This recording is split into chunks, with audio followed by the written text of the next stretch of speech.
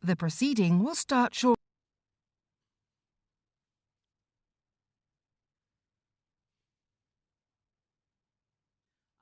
Order. Welcome to this hearing of the Foreign Affairs Committee, where we continue our inquiry into the Middle East and North Africa, looking specifically at the Levant and North Africa.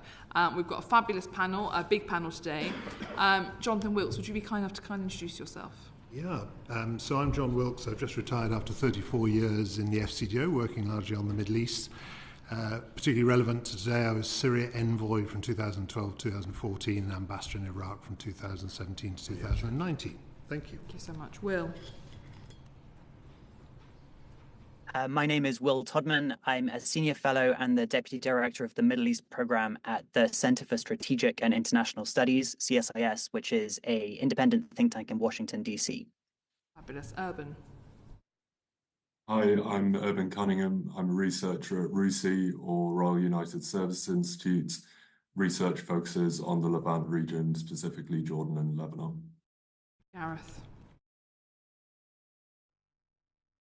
Hello, I'm Gareth Stansfield. I'm a professor of Middle East politics at the University of Exeter, and I have been researching and studying Kurdish politics since 1996, when I first went to Kurdistan region as a UK advisor to the Kurdish parties. Brilliant. John, to kick us off, is the Levant a helpful phrase, or does it allow people to put all manner of sins and opportunities into one box that does essentially misleads us?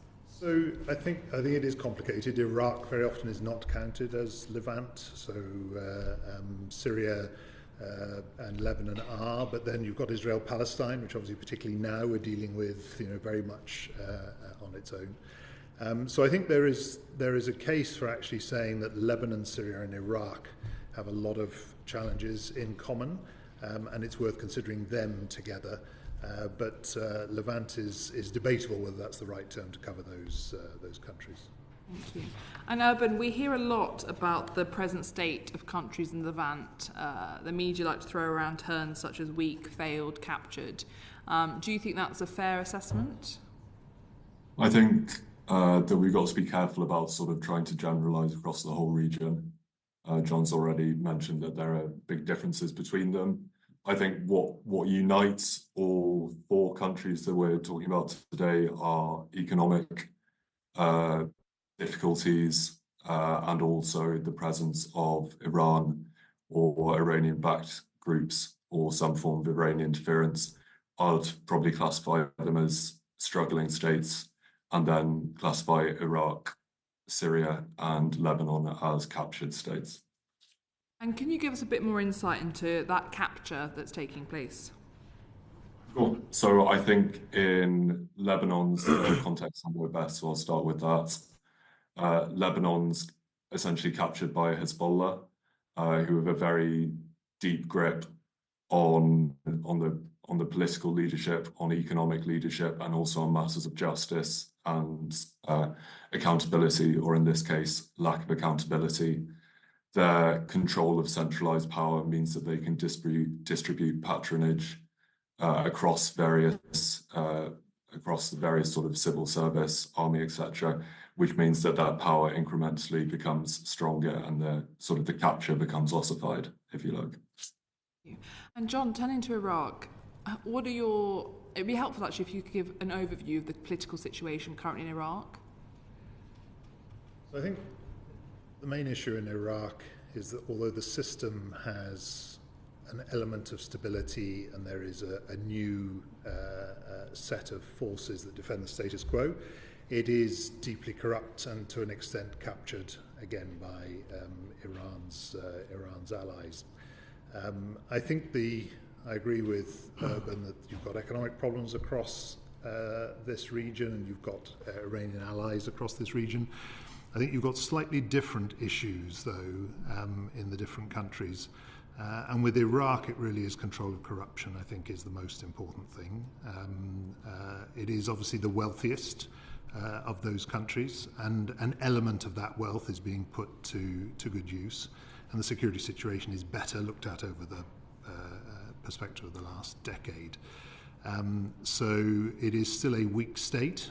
But there are some signs that it's stabilising. Thank you very much. Henry? Thank you, Chair. Mr. Todman, how do you believe that economic difficulties in the countries of the Levant have affected their society and their politics? And if I can, on that argument as to whether Iraq is part of the Levant or not, if I can add Iraq onto that list with Lebanon, Syria and Jordan. Yeah, economic issues are really severe, particularly in Lebanon and in Syria. Lebanon is now 3 years into what is one of the greatest economic collapses in the last 150 years, according to the World Bank. And that's playing out in a number of ways. That the very functioning of the state is severely undermined, with a lot of civil servants only going into work 1 day a week. It's unable to provide a safety net for most Lebanese, which means that more than half of Lebanese households are now in poverty. The situation's even worse for Syrian refugees, where 90% of them are in extreme poverty. And in Syria, in many ways, things are the worst that they have been since the outbreak of conflict 13 years ago. I think it's 16.7 million Syrians are now in need of humanitarian assistance, according to the World Bank. And again, the state is really unable to provide for the people. I looked up just before this how much the state salary is in Syria, and that's the equivalent of £10.50 a month. So people are unable to access their basic needs. Of course, that increases instability and the presence of different armed groups. I would agree with what John said about corruption being the main economic problem in Iraq. This should be a wealthy country. It's got one of the highest GDPs in the region, and yet there are chronic electricity shortages, water shortages. The state is really struggling to provide those basic essentials. Thank you. Oh, fine. Can I ask John, why have we failed to tackle corruption so badly in Iraq? And I say we, obviously, it's not necessarily our responsibility, but obviously we do have goals towards contributing towards it. Yeah.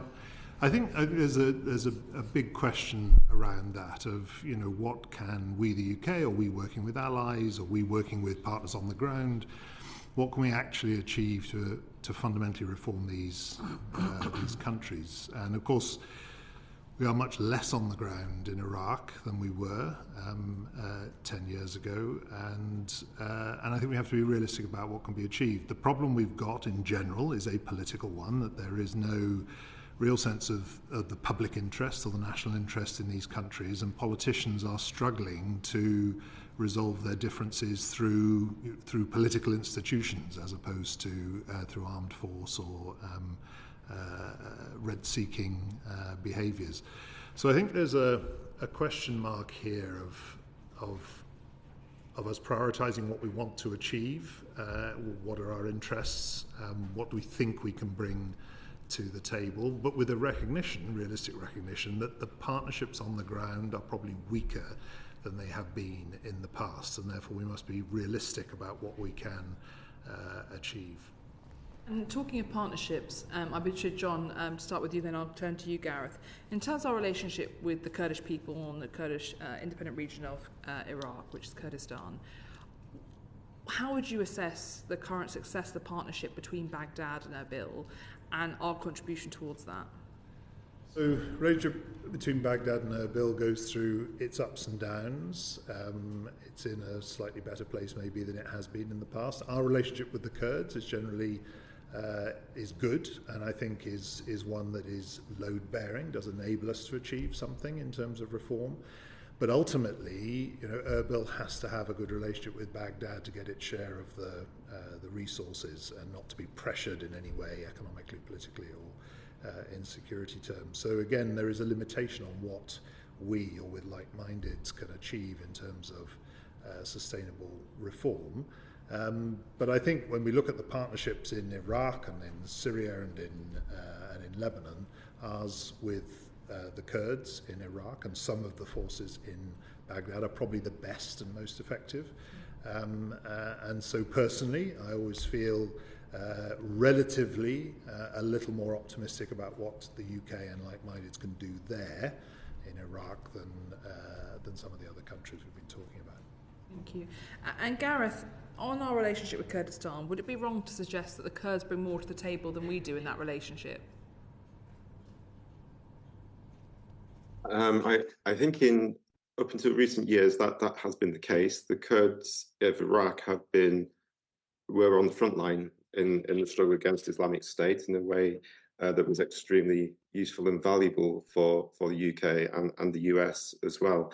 I think perhaps over the last year, the relationship has changed somewhat. The threat of Islamic State has diminished, although there is still a presence there. And I think the focus has been very much more upon re-establishing this relationship with Baghdad. And with that in mind, I think the relationship with the Kurdistan region and the UK has become strained. It's not as straightforward as it once was, because the UK is committed to the territorial integrity of Iraq. And there is currently a very significant dispute between Erbil and Baghdad over the distribution of revenue. As John mentioned, this is extremely important to get right, and it is something that is highly contested. So right now, the relationship is strained. I don't think now that the KRG really brings as much to the table as it used to. And I think there is a considerable amount of effort from the UK government in trying to broker that relationship between Baghdad and Erbil going forward, but that's not straightforward. And beyond that brokering role, what more do you think the UK could be doing to support our allies in Kurdistan? I think there is already a commitment to try and promote better governance in Kurdistan and to further assist the KRG to strengthen its own institutions and to improve its transparency, to improve its economic performance. As John said, corruption is a problem in Iraq, and including in the Kurdistan region as well. There is a significant lack of transparency with how the public budget works and how oil revenue is redistributed, how the political parties work. I think there is a significant role for the UK, which the UK has been performing and continues to do so in trying to improve how the KRG works and improve its stability by doing that. We are also engaged in Peshmerga reform.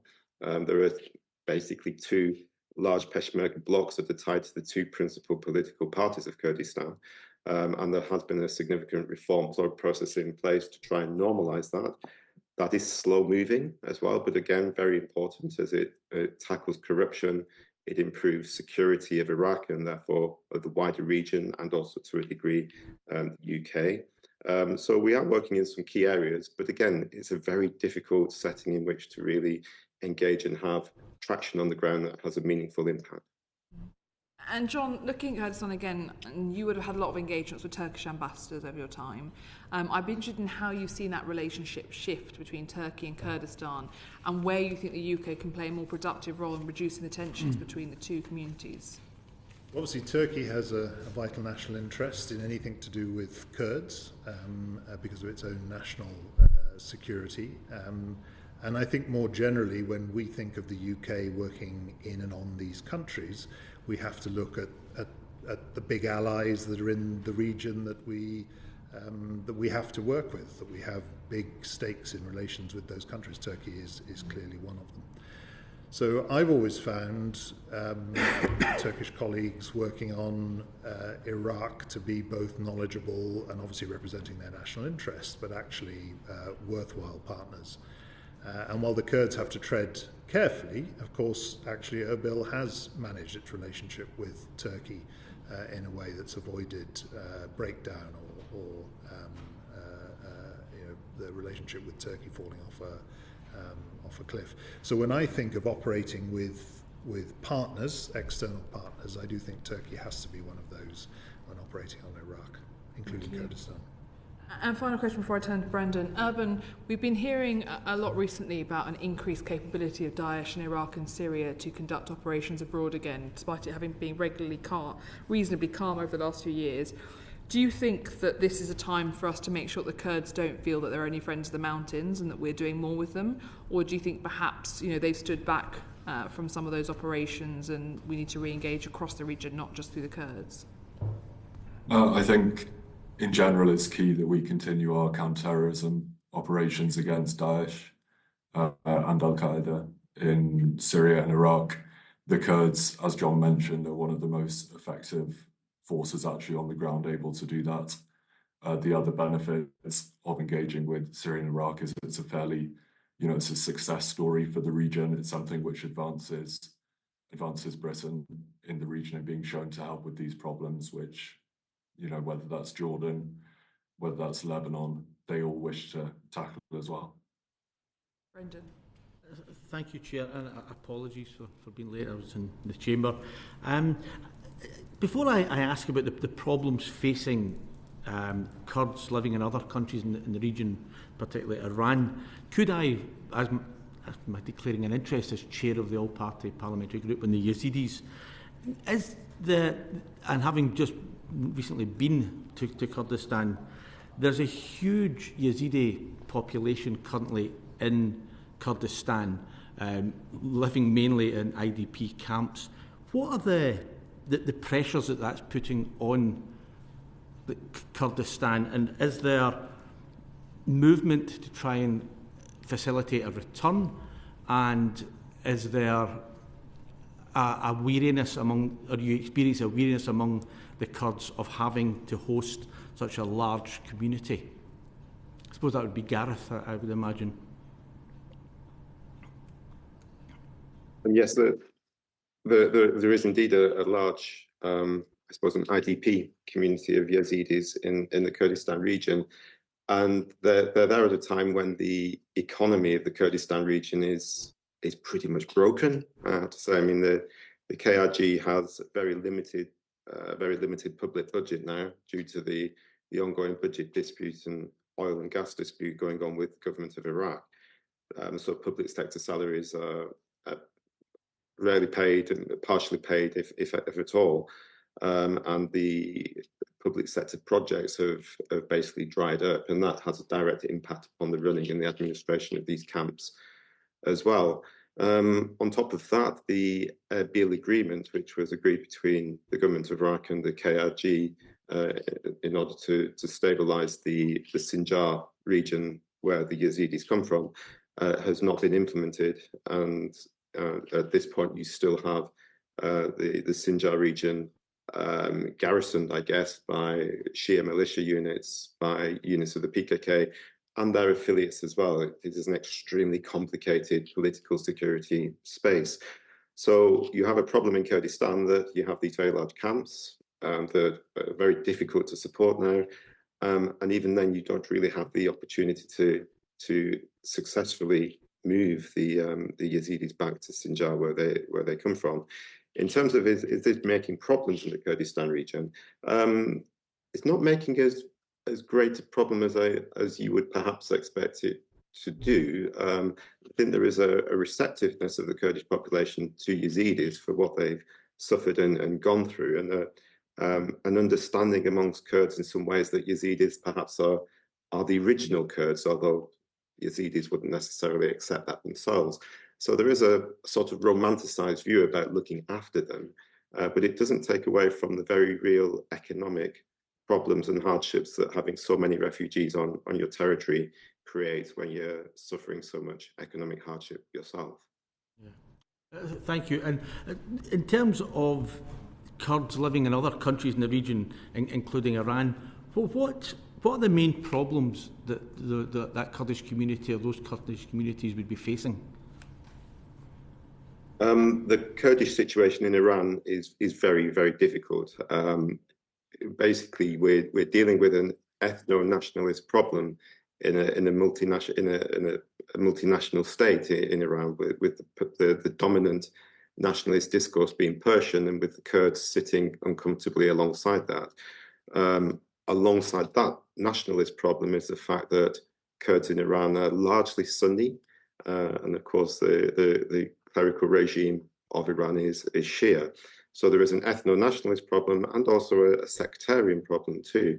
What we have seen, particularly since the 2015 period onwards, has been a revitalization of Kurdish insurgency in Iran, previously through PKK affiliates, but increasingly through homegrown Iranian Kurdistan elements, including the Kurdistan Democratic Party of Iran, and a hard reaction from the Iranian authorities that really do view, I think, insurgency and rebellion in Rojhelat, in the Kurdistan region of Iran, as potentially a threat to the regime itself, because they are so numerous, they're in a strategically important location.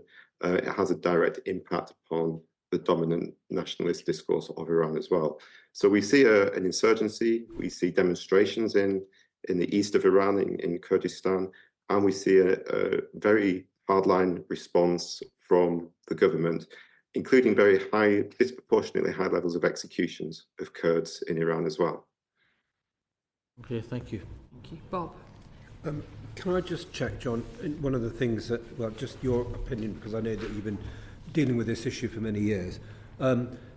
How has our relationship, diplomatic, military relationship with Iraq, been complicated by our role in the last Iraq war with the US and UK forces there? And I'm not just talking about the second invasion, but I'm then talking about the latter stages of the insurgency, when effectively during, for example, the Charge of the Night's operation, we slightly sat in our hands and let other people do the work around us. So to what extent has that damaged our credibility as a significant power, and to what extent has that provided friction with the current Iraqi regime? Well, obviously, everything since 2003 has been completely transformational in terms of our relationship with Iraq, because we became again part of the system for a short period of time. And as you said, there were things that definitely hit our credibility, but there were other aspects of it that renewed that relationship. Not least the fact that we have a large diaspora community of British Iraqis, which actually rebuilt a human bridge between the UK and Iraq. Looked at in the round, I think Iraqis are pretty good at distinguishing between how the UK interventions in all their different forms affected their interests, for better or for worse, and then the UK as a modern democratic free market economy with a reputation for standing up for the rule of law and human rights. And if you like, that fundamental fact for some Iraqis is a positive, and they want to engage with it, and they want more of that in Iraq. For other Iraqis, they would see that as not the way they want Iraq to go, or against specific interests. So I think what we know after 20 years is who our friends are and who our friends are not in Iraq. The majority of the people who I think are at the head of institutions in Iraq, I think, will give the UK some consideration in terms of partnering. Not everybody's going to be ideologically with us, and some will be under the influence of other countries.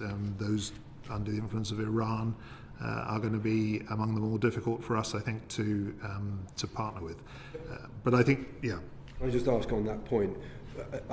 Sort of, you talked about ideology. I mean, it's theology, really, isn't it?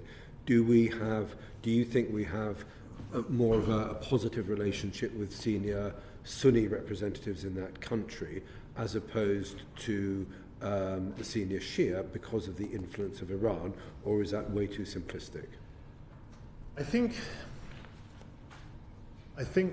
where we naturally actually have connections is not on the basis of Sunni, Shia or Kurd, but among those who would say, you know, my Iraqi identity is important, and if we don't, as Iraqis, have that in the mix, we're going to be fighting each other and destroying each other. And so, if you like, what you might call a more nationalist viewpoint, even if you are a Shia or a Sunni or a Kurd. So I think it's important, and I think naturally we engage well with that. They tend to be, you know, middle classes, they tend to be educated, they tend to have some stake in society, and they very often, you know, are descended from, you know, the people who have been influential in Iraq in the past. So the bottom line on all of that is, I think, as we think forward after 20 years of experience of being, very connected to Iraq, the more we focus on, if you like, national forces or people who feel their Iraqi identity more than their regional or sectarian identity, the more we'll partner and the better it will be for Iraq.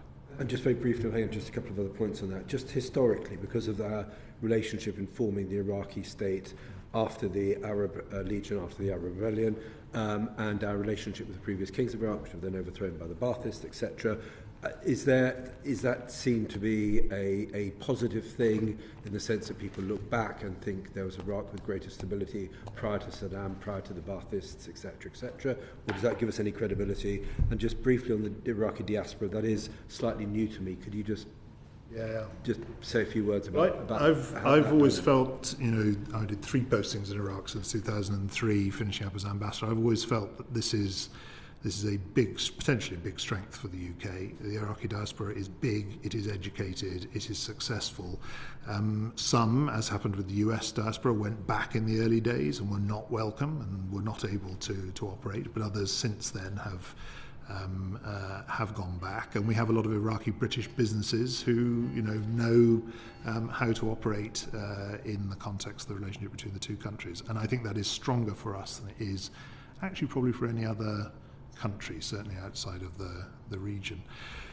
But the one thing I would say about credibility in history is that I think Iraqis who look at Britain today and find something in that they want to partner with, they want to be part of, they will say as long as Britain looks back on its last century of involvement in Iraq and is honest about the good and the bad, warts and all, that Iraqi is likely also to do the same when they look at their history and their role, and on that basis of a sort of basic honesty about, right, here we are, we think there's a chance for a partnership, the past is done, even if we have to recognise it, then we can work very effectively, including with people who maybe ideologically are not obviously our partners, but see a need for pragmatism. Do you mind if I ask one more? Do you want to come to one more that I could bring in? Just very briefly about the relationship between the Iraqi Shia and Iran. I hope I'm not treading on anyone else's territory with this question. Tell me if I'm the chairman. How does that dynamic play out? Because we tend to see things in this very sort of Iran controlling, having its puppets around the Middle East. But we probably need a more nuanced perspective with some of the Shia representatives in Iraq. Is that fair? And as I finished my ambassadorship in 2019, the protest movement was starting. It was led by Shia. I think there's one thing common to all Iraqis, which is they tend to unite against foreign intervention if they see that as against their interests. It tends to sort of bring them together, as you might expect. And I think by then, and I think this is probably still the case, Iran was seen as the biggest intervener in Iraqi affairs. And the Shia, it was nothing to do with co-religion. The Shia were Iraqi first, or they had their interests, and they didn't want foreigners to take advantage of them. Thank you. And on that exact point, Henry. Yes, following on from my colleague Mr. Seeley's point on external influence over the countries of the Levant. Mr. Coningham, perhaps could you give us your perspective on, we've heard about Iran, but some other countries, Russia, obviously with the relationship with Syria, but also China as well, and their involvement in places like Lebanon. I'll start with Iran just because I think it's quite interesting. We often have this debate about what is a proxy, what is an ally. I think in reality it makes very little difference. I don't think anyone would sort of sit before you and say that Qatar and Hezbollah are the same as the Houthis. What unites this group is that without Iranian support, without Iranian financial weaponry and training support, they wouldn't be able to have the power they do. And that means we have to be a lot sort of more honest about dealing with Iran. And it's the same thing with the JCPOA. From my perspective, that's dead in the dust, and it has been for some time. And we're basically at the verge of a nuclear Iran. So we have to become a lot more open about how we're going to deal with that. in terms of Russia and China, I think the most useful thing I've seen in terms of Russian involvement in Syria and how we deal with that are reports by Bellingcat, who are very good at identifying Russian actors within Syria and some of the war crimes and some of the sort of conflicts that they're involved in. So tracking that and publishing it so it's clear to the rest of the region. On China, finally, I think Iraq's probably the obvious candidate for where most of Chinese involvement is, specifically in infrastructure around Basra and the south. But as you say, it's also increasing in Lebanon, and I think that's likely to continue. The best sort of designation of China in the region, which I've heard, is that they're not an alternative to the US, but they are an emerging competitor, and that countries will continue to use that sort of difference between them, between the UK and Europe, to seek more aid. We mentioned all of these countries are very economically weak. They rely on that foreign aid. So it's completely natural that they'll turn to China for it at points. And Mr. Todman, please. If I could just add a little on China in Syria, I think China has been keen to increase its diplomatic role in the region, most notably with the Iran-Saudi rapprochement. But I think China is struggling a bit when it comes to Syria and is trying to play a longer game. China invited Assad last September and announced a strategic partnership with Syria, and Syria has also been included in the Belt and Road Initiative. But when you look at what has actually come from these agreements, it's very little so far. Chinese involvement in Syria tends to be focused on trying to encourage future private sector investment, particularly as it relates to manufacturing.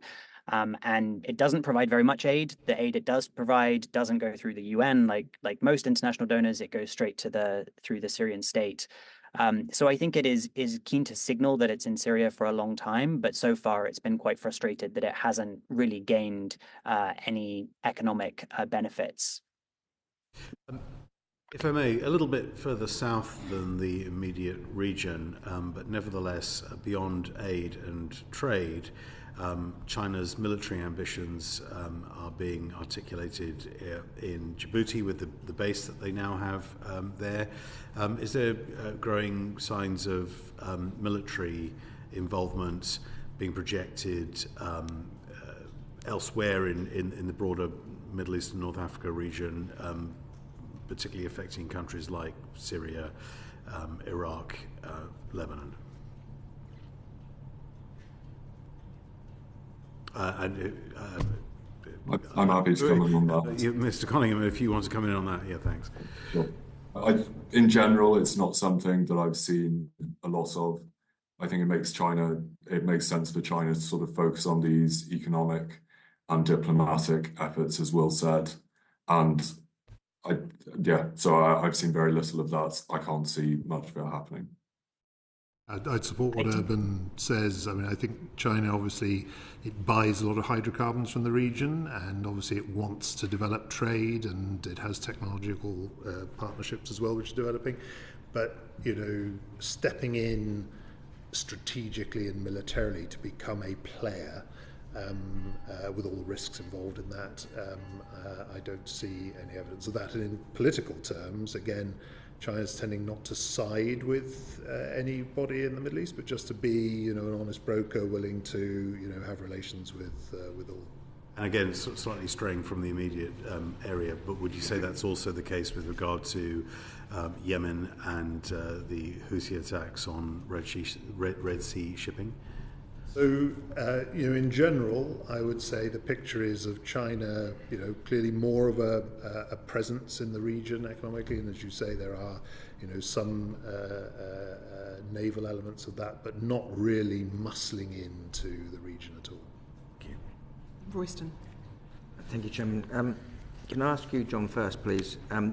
Is the UK doing enough to engage diplomatically in Iraq, Jordan and Lebanon? Should there be more high-level visits, and are they necessary, do you think? So, and looking back over the last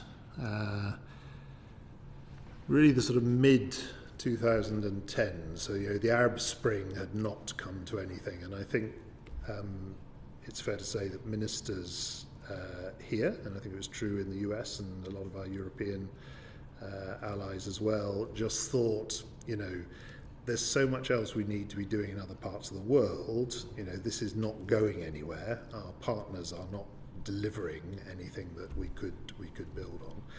We've got some real downsides. So obviously ISIL, Daesh, and Al-Qaeda that we've got to protect against. We've got to manage a situation. But I think there was a definite change, a definite deprioritization around the middle of the 2010s for the whole region. Now, of course, if a crisis came, that was managed, but I think there was much less optimism that a strategy could actually deliver long-term success. The question is, is that right? Have we learned any lessons from that?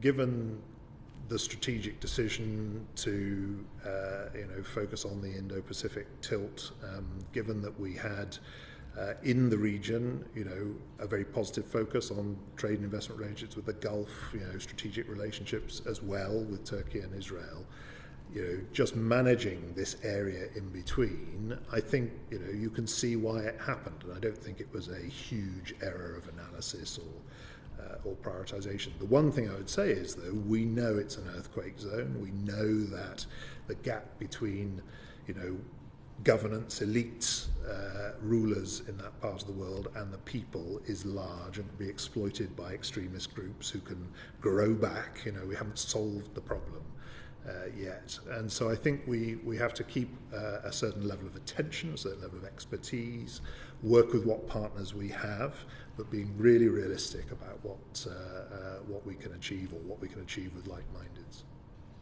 So just sort of specifically, because I think I agree with your analysis completely, and we've been talking about that. One of the reasons we're doing this inquiry is because of that to some degree.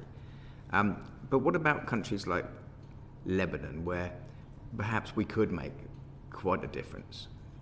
Are we doing enough with a country like that? I mean, because it's already in rag order, isn't it? I mean, it can't get very much worse, but it can get better. So, is there something we should be doing? Yeah, so of course we have had successful programs of cooperation, including boosting the Lebanese armed forces and strengthening the border, and we should certainly look again at whether we can sustain some level of partnership. But in the end, and I think policymakers have this instinct, even if they're coming to it afresh, is, if these people on the ground, if the politicians, if the armed groups, if the main economic forces are not going to basically patch things up, it's very difficult for us to achieve that. And you very often hear the comment that we can't want things more than the locals want that themselves. And so I think you definitely keep a presence, you definitely keep exploring partnerships, you watch on events. But I think right now, Lebanon, we've got to do what we can to stop it descending into total chaos. But it's really got to be led by the Lebanese themselves. It's slightly off piece, Chairman, if I may. But can I ask you? I mean, having just left Qatar, you've been, all over you'd have been looking all over the region. And you look at Lebanon and the way it's governed, or the way they've attempted to govern themselves, and how difficult that would be now to unravel in order to put in maybe a different governance structure.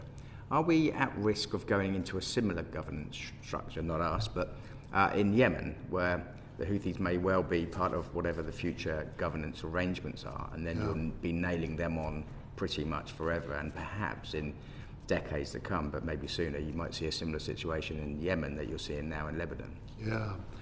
In Yemen and Lebanon are incredibly different places, obviously level of development, political history. But what I would say in both countries and their political cultures is, although you have ideological forces that are powerful and dominant in certain areas, like Hezbollah in Lebanon or the Houthis in Yemen, there is a great tradition of keeping things going, of avoiding the worst case scenarios, of cutting deals, of getting to some form of common interest, basic common interest. So supporting what is left of those cultures, I think definitely is in our interest, because things can always get worse. But I think we have to accept that it's going to be fragile, that we're not going to be able to deliver solutions, nor with our like-minded allies, but that we must try our best to work with those who we think we can partner with on the ground. And finally, not to be talking about Brexit, although some people might see it that way, because we have new freedoms that we didn't have before, with perhaps bilaterals and FTAs. Are there any opportunities within or across the Levant and elsewhere that we're not exploiting that we should be? I think looking at UK foreign policy post-Brexit, it's quite clear in that region and in other parts of the world that we have certain strong bilateral relationships. And you might say, whatever our global view, Indo-Pacific tilt, or focusing on the Russia-Ukraine conflict for obvious reasons, and Israel-Gaza again for obvious reasons, that we should take care to prioritise upwards, certain strong bilateral relationships we have with certain countries in the region. And in the region we're talking about here, Jordan is the obvious one. We do have partners there. We have a very effective way, I think, to deliver positive partnerships across the piece. So I think the region after Brexit, very often looked at the UK, taking a more active role outside of Europe, and so there is an expectation that we would do that. Whether that expectation has been met, I think is questionable, because of course we have limited resources and we can't be everywhere doing everything. But it's definitely something I think that we need to always bear in mind, that we have certain legacy relationships which work and which we shouldn't neglect. Anyone want to add something, Will? Could I please? I think it's also important to recognise the shifts in aid to these countries since Brexit in the last few years. And Syria has had a cut of 70%, and Lebanon even more. And so I think it's difficult for the UK to play a really big role. But I do actually think that there's an opportunity that has come from the FCO-DFID merger. And in Syria, we're seeing some interesting examples, I think, where the UK is actually taking a lead on understanding the politicization of aid in Syria and the intrinsically political nature of restrictions on humanitarian access. And the UK has led the creation of this aid fund for northern Syria, which is intended to be a replacement if the UN's access to those areas is blocked. And that's actually quite forward-looking, and I think there are a few actors who've been prepared to take a step like that. And I'd like to see even more of that. I think there is an opportunity for the UK to be a bit more creative when it comes to understanding the politics of interventions in these really tricky circumstances. In Syria, particularly, that could look like early recovery, which is less than reconstruction, but more than humanitarian aid. And the UK is at the moment somewhat at the vanguard of that, launching these types of interventions.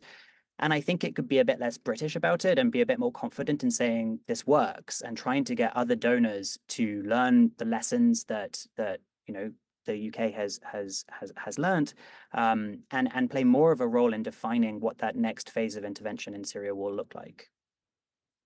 Fabian. Thanks, Chair. Could I follow on directly, Will, then, from your last comments, and ask you whether you think that UK overseas development assistance to those countries is actually sufficient in amount, or should it be increased? I think it is certainly not sufficient. My first comment was that the economic situation in Syria is the worst it's been for 13 years. The same can be said for Lebanon. And the fact that the UK has cut ODA by 70–80% to these countries is certainly not sufficient. Having said that, I understand that there are other UK priorities around the world, and so that's why I'm proposing that rather than necessarily spending more, if that's not possible, then the UK can try to play more of a role in coordinating other donors, how they act here. The integrated review and refresh talked about engaging more with other actors, including the Gulf. And so far, we've not seen very much of that. But actually, Gulf states do have an interest in stability in Syria. And Qatar is particularly interested in education. And I think there could be more effort to collaborate on some shared interests there. But ultimately, the consequences of a real collapse in Syria would the UK would not be insulated from them. I think Syrians are the third largest population on the boats crossing the channel, and we could expect a lot more of that if things get even worse in Syria. John, you're nodding there. Do you think that UK overseas development assistance is being spent effectively? So if I can come to that question after saying, in follow-up to Will, that this idea of partnerships with Gulf countries on aid, I think, is important, and that is developing. I was doing that in Qatar in my last job, but we're doing it with Saudi Arabia and the Emirates and some of the other Gulf states as well. So look, on aid, I think we have to be incredibly careful in these situations of bad governance, of weak states, of less partners, less effective, less in number and less effective partners. So I'm not, from the perspective I had of not actually working in those countries in the last 5 years, I'm not a critic on that score. But there's another side to this, which is I am absolutely convinced, having spent 34 years in the Middle East, that the integration of aid policy with regional policy is absolutely vital. It must lie at the heart of what the UK does. And therefore, if the Foreign Office and DFID hadn't been merged, I would be advocating that to be done in a way that allowed us to be effective with whatever resource we developed. But I think we have to be very hard-headed about what is the quality of the partner on the ground who's going to help us turn aid into development. Urban, you were nodding there as well. What changes do you think should be made then to our ODA spend? Should it be more? Should it be less? Should it be in different areas? What do you think? I think the first thing we have to do is as John says, just be extremely pragmatic.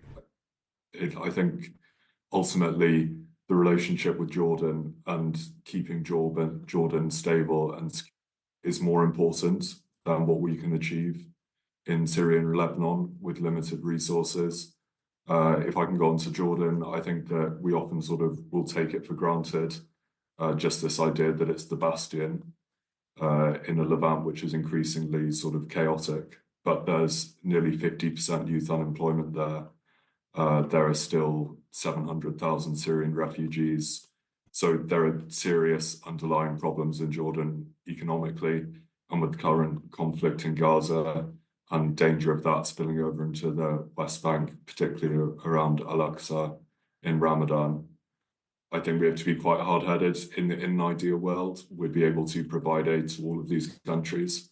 But I think we do quite sort of selective about the effectiveness of where it's going. Thank you very much. Thank you, Chair. John, can I ask, is there any hope or horizon when it comes to Syria? I think it's very difficult to see Syria recovering with the current regime in place. The nature of that regime is uniquely difficult to allow a recovery. So the policy position we've had, which is to get to a political process, I think is the right one.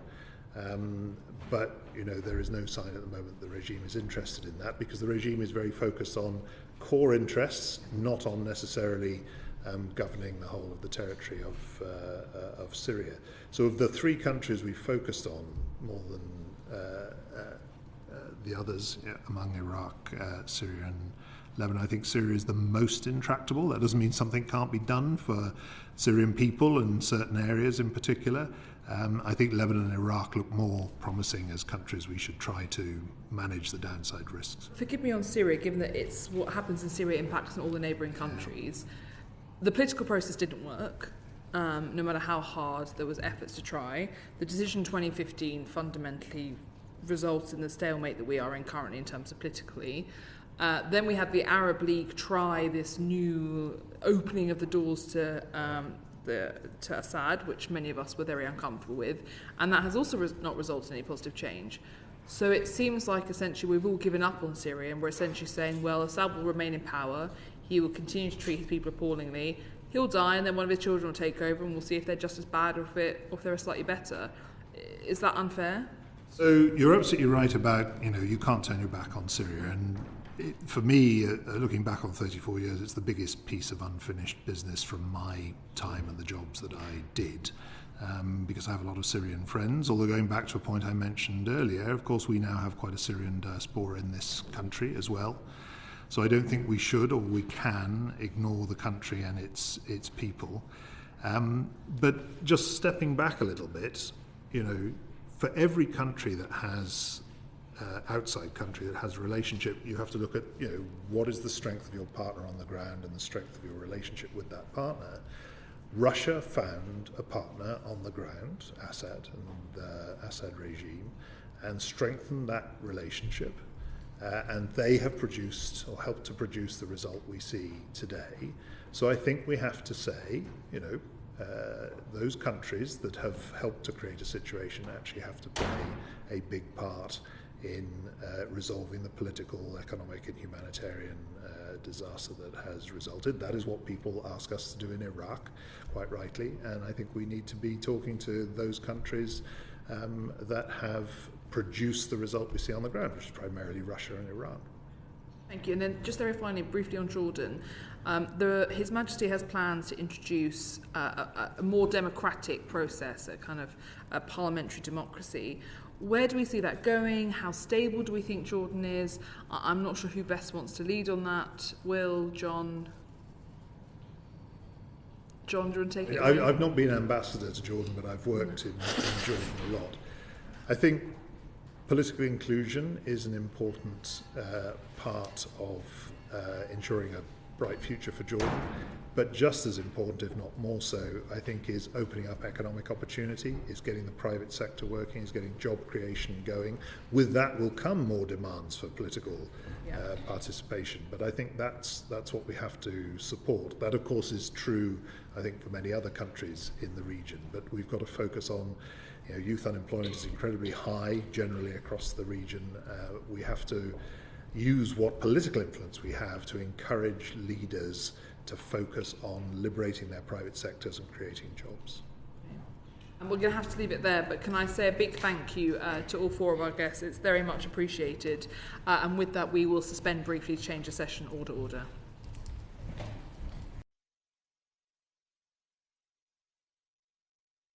The proceeding is currently suspended.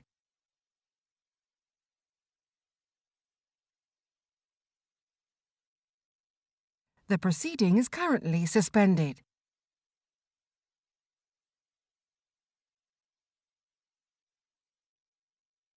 The proceeding is currently suspended.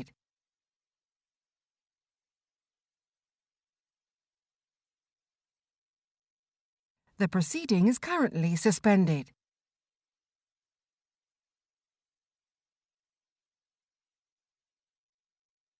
The proceeding is currently suspended.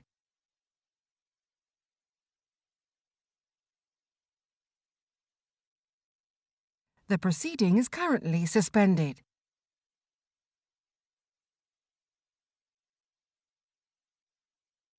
The proceeding is currently suspended.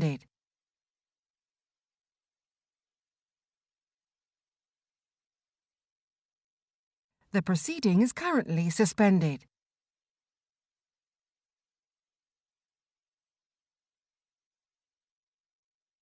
The proceeding is currently suspended.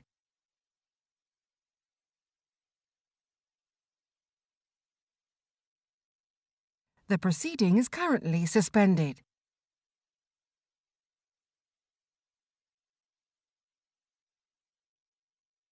The proceeding is currently suspended.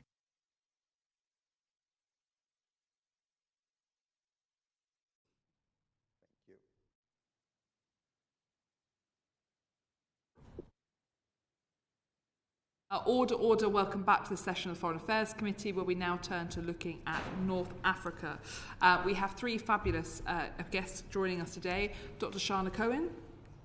Hi, thank you very much for having me.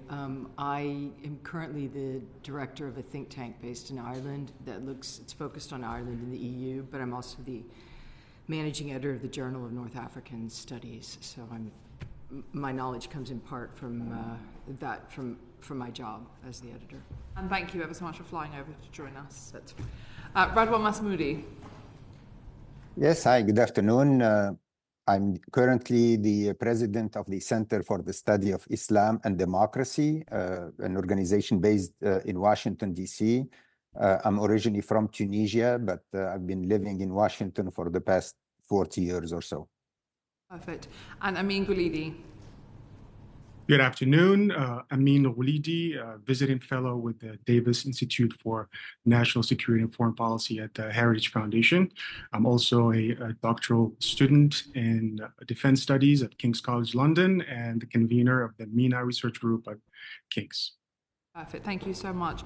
Radwan, starting with you, can you kindly characterise for us the form of government or form of governance that we seem to see across North Africa? Well, thank you very much for having me. I think the form of governments that we see in North Africa are not that different from what we see in the entire Arab world. They are oppressive regimes, dictatorships that basically abuse human rights constantly of anybody who opposes them. I think this is true of all the Arab worlds. There are some nuances. Tunisia, for example, was a successful democracy for 10 years between 2011 until 2021. Following the Arab Spring, Tunisia was the only success story of the Arab Spring and succeeded in organizing, in adopting, first of all, a very liberal, progressive, and democratic constitution back in 2014. It succeeded also in organizing 6 free and fair elections in those 10 years. Unfortunately, Tunisia also succumbed to a coup in July 2021, and now has joined the ranks of the other Arab countries, which are distinguishable by really oppressive regimes that do not respect the rule of law, that constantly abuse human rights. Morocco has made some improvements in recent years in terms of democracy and human rights. I think currently Morocco is probably the best one in the Arab world in terms of respect for human rights. I don't think it's a democracy yet, but it has achieved some economic growth as well in the last 10 years and has made some progress on the democratic front. Algeria, of course, is ruled by the military, has been ruled by the military since independence in 1963. There has been a strong movement for democracy in Algeria in recent years. Peaceful protests have been very widespread, especially 2019 and 2020. So the regime is starting to change, starting to allow for some opposition movements and parties. And Algeria will have a presidential election in September. So hopefully both Tunisia and Algeria will have presidential elections in September. And hopefully these presidential elections will represent another milestone to restore democracy or to continue on the path of democracy. Libya, of course, unfortunately, has been divided, has been basically in a civil war, even though things have improved in the last couple of years, but still it has 2 governments, it has 2 parliaments. I think Libya needs to be reunited and continue on the path to democracy. Thank you. Amine, on Radwan's comment there about how Tunisia was the only Arab Spring success story, what were the conditions you feel that allowed it to take that opportunity over that decade? Thank you. Tunisia is a very interesting case, as Radwan Masmoudi mentioned. It is a bit of a tragedy for the North African experience with democracy. It's the birthplace of the Arab Spring. It paved the way for social movements across the region, and we were all hopeful that the democratization path would move forward. I was in Tunisia immediately after the Arab Spring, and the mood was one of optimism and celebration in the streets of Tunisia. The civil society is vibrant, and the economy was a little bit challenged, but still there was tremendous hope in the path forward. I went to Tunisia in several years later, and the mood has drastically changed. There's tremendous lack of optimism across various segments of Tunisian society. The economic situation has went from bad to worse, and some key economic sectors have suffered drastically, including the tourism industry and the fertilizer sector, which had been the lifeline of the Tunisian economy for so long. So really, what happened in 2020 with Qais Said's decision to suspend the constitution and move basically dismantle some of the wins that had been achieved the decade before, have put Tunisia in a path of uncertainty. And I think it would be interesting for us today to discuss these issues further. Thank you. Fabian. Thank you, Chair. Radwan, you mentioned, of course, Tunisia and Morocco, Algeria, and Libya. But I wondered, given Morocco's made some progress towards democracy, but Tunisia seems to have gone backwards, and there's kind of signs of hope in Algeria, but not very many. What do you think has held up the progress towards a Western-style democracy, an open democracy in each of those three countries, all very different? Start with Morocco. Sure. Well, first of all, democratization is a process. It's a long process. It takes time. It cannot happen in 1 year or even in a few years. It takes decades. And it's also normal that you have setbacks. You know, it's not always a straight line. It doesn't always go forward. Sometimes there are crises and there are problems. I think that there are also regional forces, both domestic forces and regional forces, that are openly anti-democratic, that are openly against acting against democracy. They see democracy as a threat to their interest, to their way of governing. Regional countries such as UAE and Saudi Arabia and Egypt in particular are against democracy, and they see democracy, even in Tunisia, which is a small country, relatively far away from them, they see that as a threat to their stability. So there are a lot of forces. I think Russia and China and Iran also are against democracy and are actively lobbying or pushing against democracy, because again, they see the democracy or Western style democracy as a threat to them. So there is a number of forces. In Tunisia's case, for example, in those 10 years of the democratic transition, all the politicians and political forces and the governments focused on the political transition, focused on changing the political system, building political institutions. And they honestly forgot about the economy, forgot that they need to pay attention to the economy, the bread and butter issues of that most Tunisians, of course, are deeply concerned about.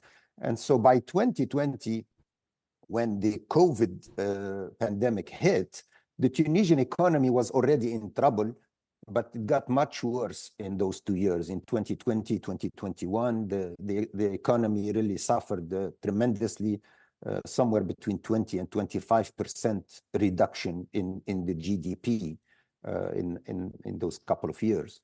I think the West, including the United States and UK and the European Union, did provide some assistance to Tunisia in those 10 years. I don't think it was enough. Especially on the economic front. I think that the West should have and could have supported Tunisia economy and economic progress and development much more, in order to provide the political system time again, the transition takes time, and you need at the same time to stabilize the economy in those years, so that the Tunisian people can be more patient and not demand immediate results, which are difficult. So would that economic support have prevented the slide towards authoritarianism by President Kais Saied? Yes, I think it could have. I think that the economy was a major factor in the coup, and there was a malaise in Tunisia. The Tunisian people felt that their economic situation was much worse than before, and they blamed the political parties, but also blamed the democratic process. They thought that the democratic process was too slow. They thought that the politicians were only concerned about politics, but not concerned about the normal citizen. So I think that really, honestly, the major lesson of the failure of the Tunisian process, democratic process, is that Tunisia or democratic transitions in general need much more economic support, similar to the Marshall Plan. Remember, the Eastern Europe received billions and billions of dollars to stabilize the economy during that transition after they left the Soviet Union, and that's what made the transition succeed. Can I come to you, Shana? Yes. Because clearly there's a theme here that the economics of those four countries are hampering the full transition to democracy. How would you compare, say, Morocco to Tunisia, or Algeria, or, of course, the chaos in Libya? Can you take us through all four of the countries and look at the politics of the economics? I would slightly disagree with Radwan, although I'm very supportive of the idea that democracy is the only way forward. The region has tried authoritarianism, and it hasn't worked for solving the...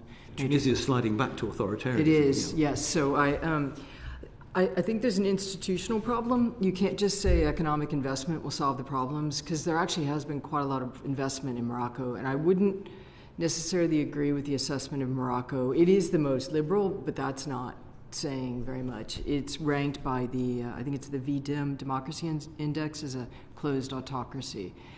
In fact, in recent years, the king is increasingly absent. I don't know if you know this, but in his place, the security forces have become not far more powerful, but more present. And there's been a crackdown on the civil society, but particularly a free press. But for me, across all four countries, it's that you don't have an independent judiciary, you don't have well-functioning institutions, you don't have the rule of law that can guarantee businesses, especially small and medium-sized businesses, which will be big employers. If you look at the most significant issue for me in the region overall, besides climate change, because we had two natural disasters within a space of a couple weeks last year, is unemployment. So it's 40%, I believe, in Tunisia between 15 and 24-year-olds. How do you tackle an unemployment rate like that? In Morocco, I think at least half of people who are employed don't have a degree and don't have a formal contract.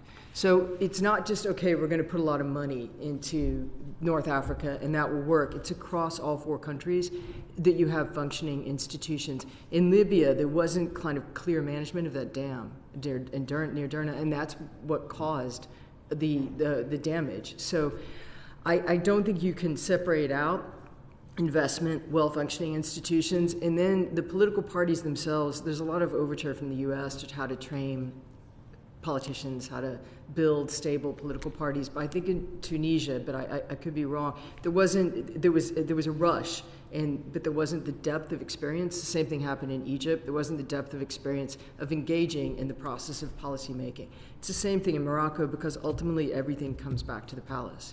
So you don't have the skills. And to get close to the economy, you have to sort of be linked to the economic elites. Again, that's why the institutions that would support small and medium-sized enterprises are really important. Anyway, that would be my overview of the situation. Given their proximity to Europe, don't you think Europe has more of a responsibility to actually take on that institution-building role? Oh, absolutely. The training of politicians and Absolutely. Those who wish to take office, yeah. Yeah, okay. Absolutely. Thank you, Chair. Thank you. I know you wanted to go on to the Western Sahara. Well, I just wanted to add on Western Sahara, how much of an issue is it? I know it's a very big foreign policy issue for the Moroccan government, and I know that the Algerians are supporting Polisario based in Tindouf. It's stalemate at the moment. Where do we go from here? How does this get resolved? Because you've still got Minurso there in Laayoune, and trying to keep the two different groups apart. Is this a major issue that the Moroccans believe it to be? Is Algeria wrong in supporting Polisario? And how does the UN actually resolve the whole situation? Or how indeed do Morocco and Algeria, who aren't talking to each other at the moment? I don't think there's... I mean, the problem with Western Sahara is it supports the political agenda of the palace. And so I don't...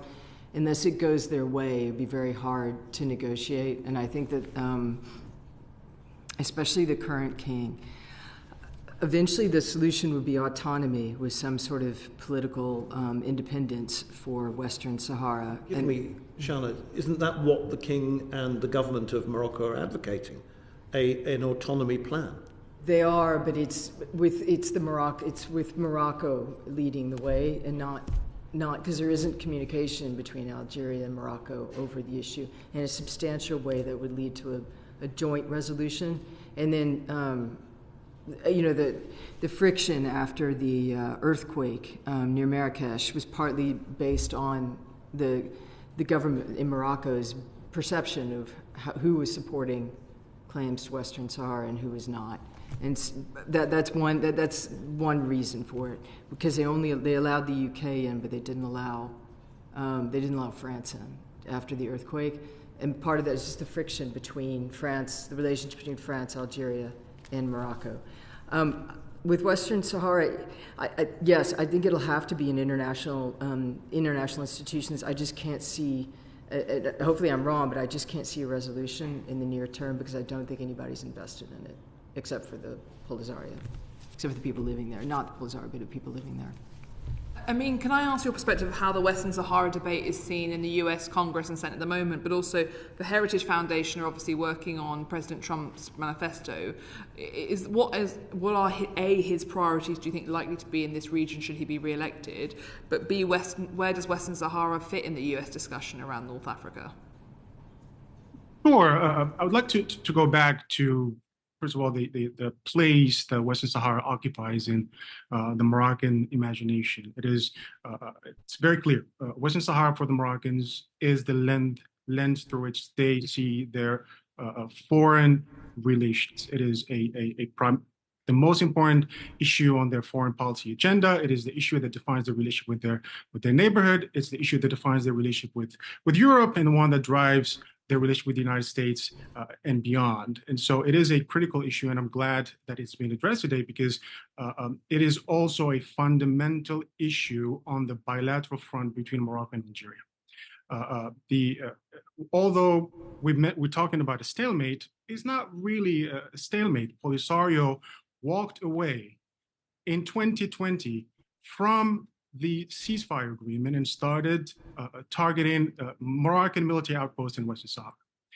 It is a form of warfare that needs to be addressed. There hasn't been any serious attempts at bringing the parties back into the negotiation table to reinstate the ceasefire under the auspices of Minurso, under the auspices of the United Nations or what have you. In terms of a long-term resolution of the conflict, there has been an autonomy plan that's been put forward by the Moroccans under strong support of the United States and France, and there have been many rounds of negotiations trying to find the modalities to convince the parties to this conflict to agree on the final format of this autonomy plan. Unfortunately, when it comes to this very fundamental issue, we have a very serious issue that is a fundamental party to this conflict refuses to be acknowledged as a direct party to the issue. That is Algeria. You cannot move forward in this international system where the nation state, the state remains to be the most important unit of analysis. You can't move forward about resolving a conflict where a insurgent group resides on Algerian territory without Algeria accepting to be part of direct negotiation with the Moroccan on this specific issue. Now, I can go back to the U.S. approach to this very specific issue. Under the former administration, there was a tripartite agreement between Morocco, the Trump administration, and Israel, by which Morocco normalized relations with Israel, and the U.S. Recognized Moroccan sovereignty over the issue. This position has not fundamentally changed under the current administration. I personally anticipate that there won't be any fundamental changes should there be a political transition comes November, especially on the U.S.-Morocco bilateral front. The relationship is institutionalized. There's strong security relations between the two countries. I think what might change is how the U.S. is willing to engage with spoilers in the region when it comes to its fundamental national interests in the region. In this case, we know that there's a number of actors that have been present and active in North Africa that the U.S. would like to limit their footprint. Do you want to just briefly touch on who those actors are if actually, I'll bring you back to that later, apologies. Brendan, please. Thank you, Chair. Shana, can I ask you, you mentioned earlier about environmental factors and the impact that they would have. So how serious, for example, would be the threat of desertification, and what would be the consequence if that were to happen, and is there anything that the UK could do to help address that? Certainly drought it's like Morocco's in its 6th year of drought, and that's going to have an economic impact. The second is it's not necessarily, it would be lack of preparation for natural disasters. That means for the area near Marrakesh where the earthquake was, one of the issues was that there wasn't sort of good infrastructure to actually get to the site. Plus, the homes were older and built in traditional style, so they were destroyed quite easily. And then the population itself has high levels of deprivation, low levels of education. So you're in a situation where an area that's very vulnerable to a natural disaster also just isn't prepared for it. So the two sides of it are, I think desertification is a big issue. In a country like Morocco, which relies heavily on its agricultural economy, there's I think an existential question about how much more it can continue to be like to grow oranges because it requires so much water that maybe the agricultural economy will have to shift. And then how I think they're building desalination plants.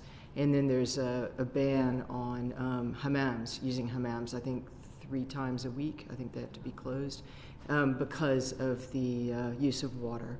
So there's desertification from the south, but also I think just in general, drought is a significant issue across the region. And so following on from that, probably to Amine, the drivers of migration from North Africa, but not just from North Africa itself, but those transiting through from sub-Saharan Africa. How does that impact the UK? How will it impact the UK? And what would it stop, or what would it take, if anything, if possible, to stop or even reverse those drivers that we're currently seeing? That is a very important question that we're seeing play out all across North Africa, from Libya all the way to Morocco and Mauritania, actually. Instability in the wider Sahel. I mean, there's been 5 coups over the last several months that generates tremendous political instability, coming on the heels of tremendous deprivation, economic and social deprivation for these communities that creates incentives for large portions of these populations to travel north. We're seeing these migrations putting a lot of pressure on countries like Tunisia when we saw this unprecedented articulation of some form of xenophobia in Tunisia, which was quite striking over the last few months. We're seeing it in Morocco, although this probably should help answer the second question. The fact that we've seen a constructive, positive relationship between the Moroccans and the Spanish, a positive, constructive relationship that sort of helped address the issue of Morocco being a transit point for migration. And we've seen those flows a little bit travel east to Tunisia and Libya. The Moroccans and the Spanish continue to work on this issue. It remains a little bit of a problem for the Canary Islands, especially for migrant groups going through Mauritania into the Western Sahara area and making their way to the Canary Islands and becoming a serious issue for the Canary Islands. But overall, the bilateral relationship between the quality of the bilateral relationship between the Moroccans and the Spanish helped address some of the structural issues that reflected on the relatively low numbers of crossings that we've been seeing over the last year or two. Is there anything that the UK could and should be doing that could stop those drivers? Now, I understand that there's a relationship between Morocco and Spain, but it means that they go elsewhere. So how do you stop the drivers that cause people to leave in the first place? Or are we just caught up in a mindset that we actually can affect these things in the short and long, short to medium term, but in fact we may not be able to?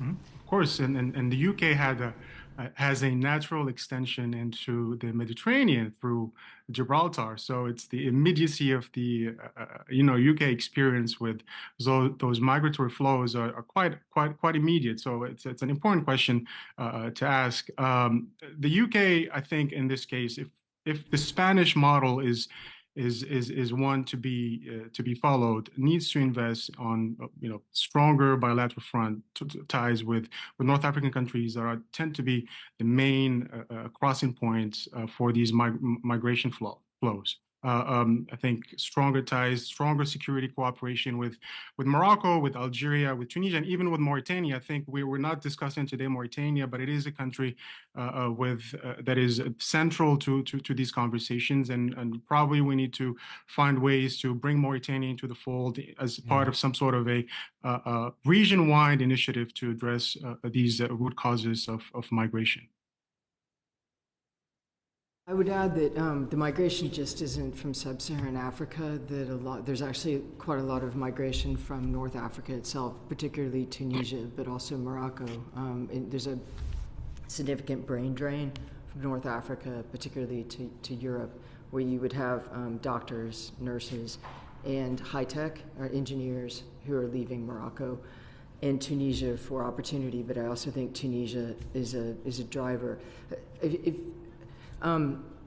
From what I've understood just from the Moroccan case, it isn't just economic opportunity, it also is the political environment. Going back to the need to, that authoritarianism hasn't necessarily worked, so it's a good time to try democracy. I think that it's just the lack of freedoms have something to do with wanting to leave, because it affects the quality of life that you have. I think climate will be a big driver for sub-Saharan Africa, and I don't quite know what to do about that, to be honest. Thank you. Can I add something here? Please, Radwan. Yeah, I agree completely with what Shana just said. The main driver for immigration, both legal and illegal immigration, is loss of hope. People are losing hope. A new phenomenon now in Tunisia is thousands and thousands of engineers, doctors, lawyers, people who are relatively well-to-do in Tunisia, but they are leaving by the hundreds and the thousands every month because they are losing hope. And I think that, yes, of course, there is lack of institution in all these countries, but only democracy can solve these problems. Only democracy can provide a sense of dignity and the sense of belonging and the sense of freedom, that you are free, that you are you are an owner in your country. You're not a stranger. You're not somebody who can be locked up at any moment for any reason. So I think really these two, the political development and economic development, are tied together very, very strongly. And the failure of these regimes for the past 60 years to develop their countries, to provide real hope, is because they are dictatorships, is because in a way citizens do not feel that they have rights in their countries, that their future is bright. And so really this is, if we want to stop immigration, both legal and illegal, or at least reduce it significantly, it is democracy. It is about freedom. It is about human rights. It is about the ability to participate in your country and to decide the future of your country. And that also will have an impact on the economy, because then investment will flow, and the economy will grow, and people will invest, and people will stay in their country. So really, democracy, in my opinion, again, it's a long-term process. It's not a quick fix. And that's why we need to stay with it. We need the long-term strategies for developing this region and these countries. And it has to start with democracy. It has to start with representative governments that are accountable to their people, that have to deliver results to their people. And that gives the people a sense of belonging and a sense of staying, a desire to stay in their own countries, because they see hope and they see a brighter future for them and for their children. Thank you. Thank you. Royston. Can I just ask all of you, but perhaps Shana first, about Libya? I talk about this endlessly, and it's the same as Yemen, really, in the fact that, the UK is the penholder of Yemen, but I see probably more engagement from the US envoy or the UN envoy when it comes to the peace process between the Houthis and Saudi, and then from the north and the south. And the same with Libya. I always feel that we have a bigger responsibility than other people, because we intervened in 2011 with good intentions, and we had the Foreign Secretary with us a few weeks ago, who was, if he got passionate about anything in that meeting, it was the fact that he was being challenged on, was that a good idea, was it not? So I think that we have a bit more of a responsibility than perhaps others, because of our very recent past there. But you have people, and we've been told earlier, in other meetings, that there are too many people there that are self-interested and have what they want, essentially. Why would they want to give it up? Haftar, why would he want to give it up? The government of national unity, well, it's a government of national unity in Tripoli and a bit else, but not national. So you've got all these players there, and then you've got everyone else looking on who perhaps should or shouldn't have a responsibility. Is the West, and by that I mean the UK particularly, because that's what we're looking at, but the West in general, are they doing enough, or have they just turned their back on Libya and just allowing it to just crack on its own in its sort of failed state capacity? I think the problem with Libya, if you don't do anything, is that, like, the flood was just an indicator of the future. I don't think you can ignore it, because you'll have one crisis, whether it's a humanitarian crisis caused by a natural disaster or another kind of crisis. And so I think that a way in is through local efforts after the flood. Is it people, it's just like in the Sudan, where because people don't have any confidence in the government, it's a theme throughout the region, is distrust in the government. And in Morocco, actually, it's the one sort of, not one saving grace, but there's a pretty robust history in civil society, even if the state hasn't been supportive at some points. But the king has actually invested, at least at some level, in local civil society. It's the same thing in Libya or in the Sudan, which I know you're not talking about, is that you have local efforts to try to organize humanitarian relief. And I think that's a way, for me, that's a way in, because there's such distrust of both governments. But I don't think you could ignore it, because I don't think a situation like that will just continue on. I mean, I think that there'll be another crisis. at which point we'll probably feel compelled. I mean, it depends where we are in any cycle, doesn't it? The bandwidth of any government to do anything for very long is relatively limited, and you know, if they can't fix something overnight, they tend to move on to the next crisis. But there will be another crisis, is what you're saying, I think. I can't imagine not. Radwan, did you want to add anything to that? Yes, I mean, I think that the West could have done more to support Libya. Haftar did not come out of nowhere. He was supported by the UAE, he was supported by Egypt, both militarily and financially. And there are some possibility that he was also supported by Russia and the Wagner, militias. So the West stood by and did not stop it. You know, the West could have put more pressure on Egypt and UAE and Saudi Arabia. All three of them are allies of the West, to stop intervening in Libya and stop arming Haftar war in Libya and attack on Tripoli and so many things. So, the West also could have done more in terms of, you know, building the democratic institutions. Again, it takes time, and that is a problem, is that we want quick fixes, but there is no quick fix. We have to have long-term strategies. But Libya, I think, could be ready for a more stable government, a more democratic government. That's what the people of Libya want. If we stop foreign intervention from all these countries who want to basically create civil war and create havoc and anarchy, and if we supported the Libyans in building their own democracy, we have to stick with it. We have to invest in Libya, because that's how we build stability. That's how we build, the entire region could become really prosperous and could become an ally of the UK and the US and the European Union, instead of being a mess and in chaos and a source of instability for the entire region.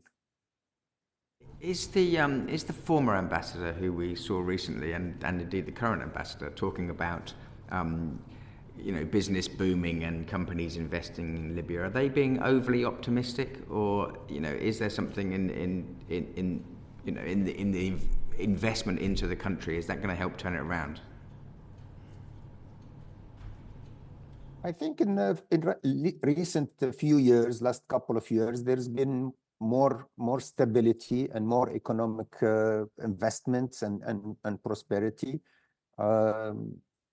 If there is a real national dialogue to bring both sides together and unite and have real free and fair elections for the entire country, I think Libya could become, first of all, of course, it's full of resources, so it's not a poor country, and it can develop economically very quickly if we can solve the political conflict and crises. And I think it's very doable. I don't think it's very hard, but we have to stop arming, the Haftar and the other groups that are, creating chaos.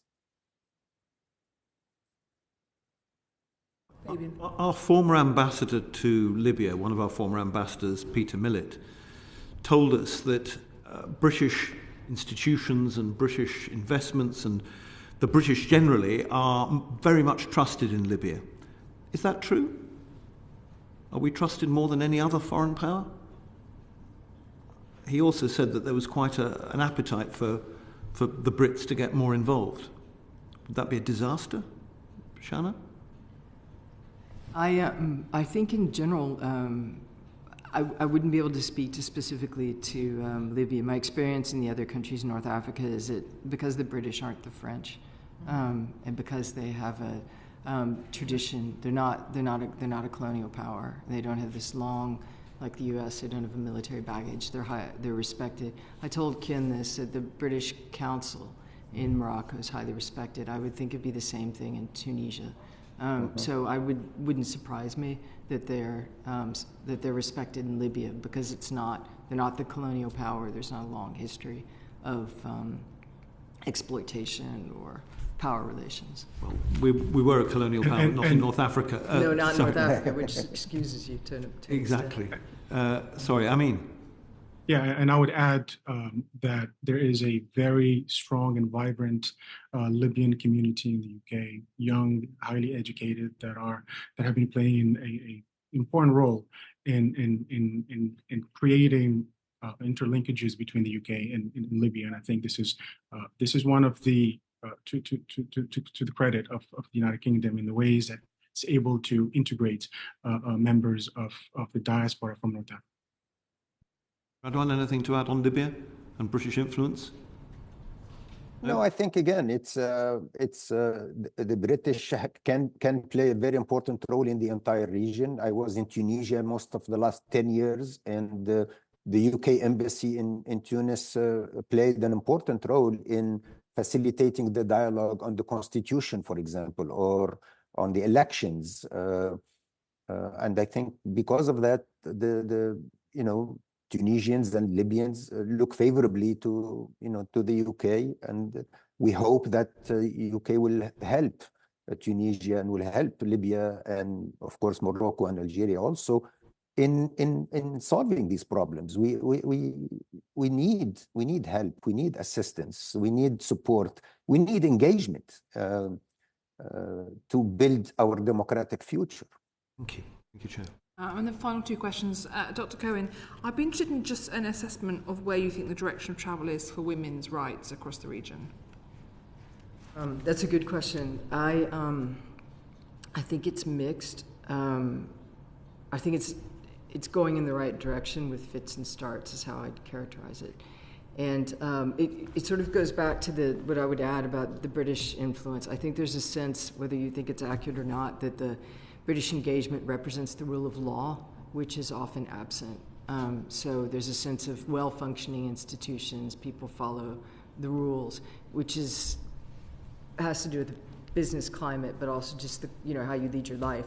For women, like in Morocco, the king has tried to make progress actually right now on the Madawana, which is the family law in Morocco, to try to restrict polygamy, divorce laws, and then the restrictions, sort of the patriarchal control over children. So, the father has to sign off on the child leaving the country or the child getting documentation. I think Tunisia's by far the most advanced. I think in Morocco, women would tend to be the larger population in terms of illiteracy, unemployment, lack of formal degrees, instability economically after the earthquake. I keep going back to the earthquake as an example, but even if you ask about desertification, it'll be women who would be suffering more because men would migrate. And the divorce laws are still punitive, even though you can't unilaterally divorce somebody anymore. But I think in places like Libya and Algeria, to an extent, because of the battle with the Islamists. But I think in general, I'd say it's going in the right direction, but it's not going to be a linear process. Potentially a brighter spot in our discussions. I think totally out of desperation, because I think just going back to Morocco or Tunisia, you need a dual income to survive. So there's it's very hard economically to keep your wife at home.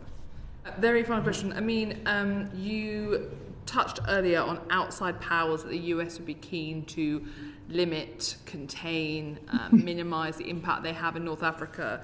Are you talking about Gulf states, Arab states, China, Turkey, Russia? It'd be very helpful to have an overview of where you see the most pernicious impact in the region, but also most importantly, what is the effect those actors are trying to achieve and why? Absolutely.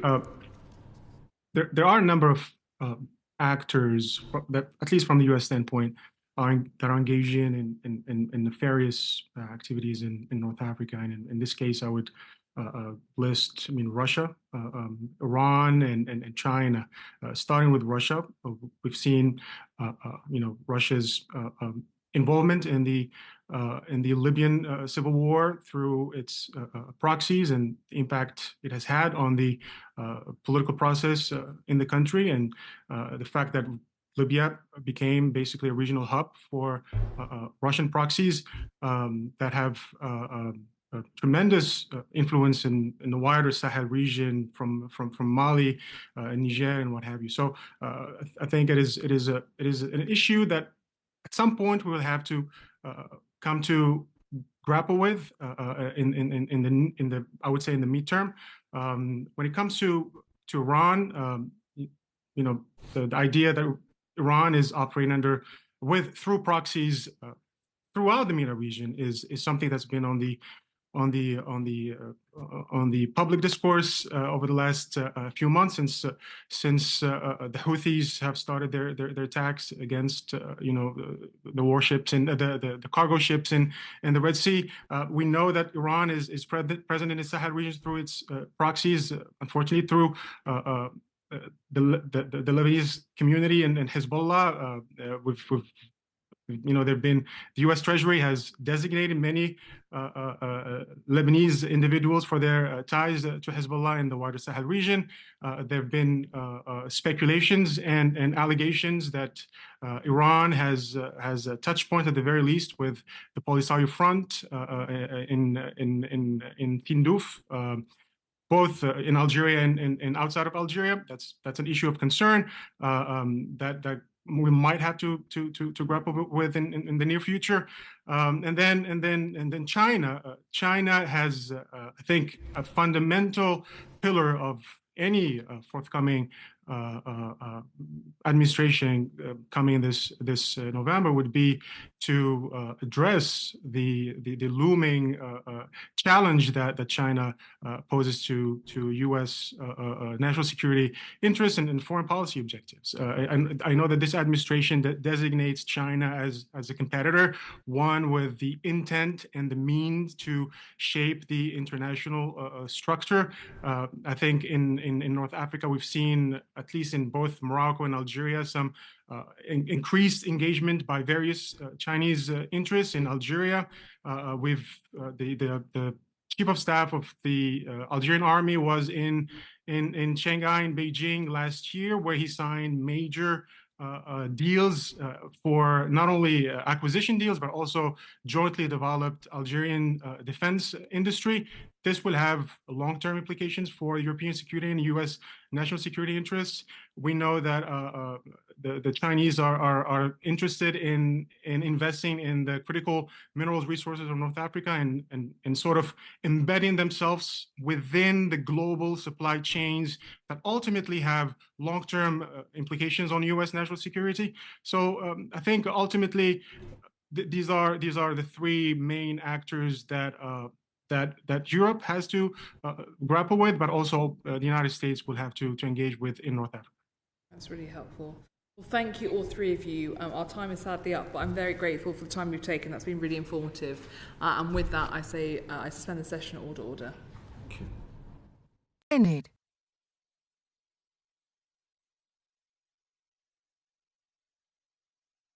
The proceeding has ended.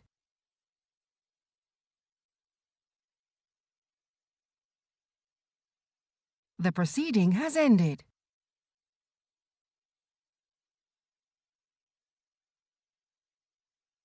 The proceeding has ended.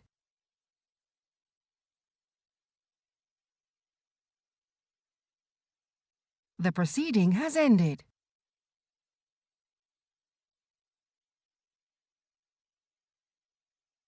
The proceeding has ended.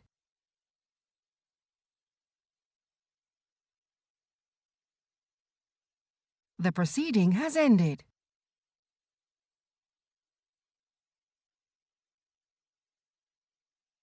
The proceeding has ended.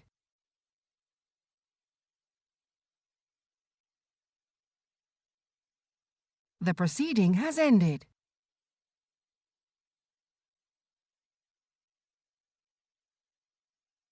The proceeding has ended.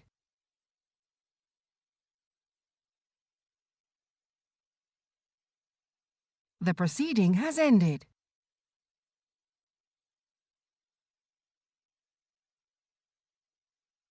The proceeding has ended.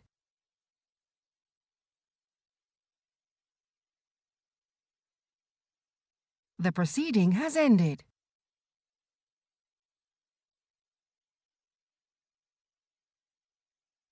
The proceeding has ended.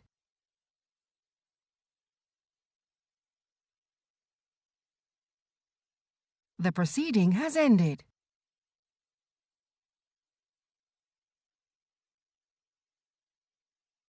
The proceeding has